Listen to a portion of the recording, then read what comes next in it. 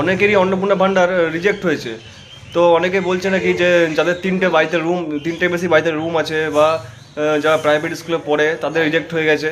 তো সেরকম কিছু না, অনেকেরই রিজেক্ট হয়ে, যারা গরিব ঘরে মানুষ, আমার কাছে অনেকজনই এসেছিলো, তাদেরও দেখছি ফর্ম রিজেক্ট হয়েছে এবং তারা নতুন করে অ্যাপ্লিকেশন করতে যাচ্ছে। কিন্তু নতুন করে অ্যাপ্লিকেশন করলেও তাদের সেটা হবে না, কারণ তাদের আধার কার্ড দিয়ে অলরেডি একটা অ্যাপ্লিকেশন করা আছে। তাই নতুন করে কোনো অ্যাপ্লিকেশন তাদের হবে না। তাদের এখন একটাই উচিত যে একটু অপেক্ষা করতে হবে। আশা করছি এডিট উইন্ডো আসবে বা এর বিকল্প কোনো ব্যবস্থা আসবে।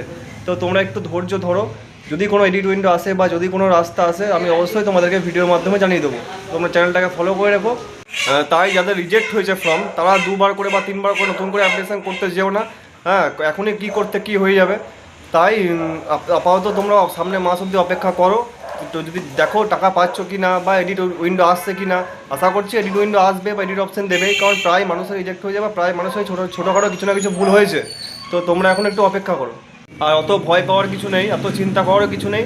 যারা যোগ্য, যারা প্রাপ্য, তারা প্রত্যেকে টাকা পাবে।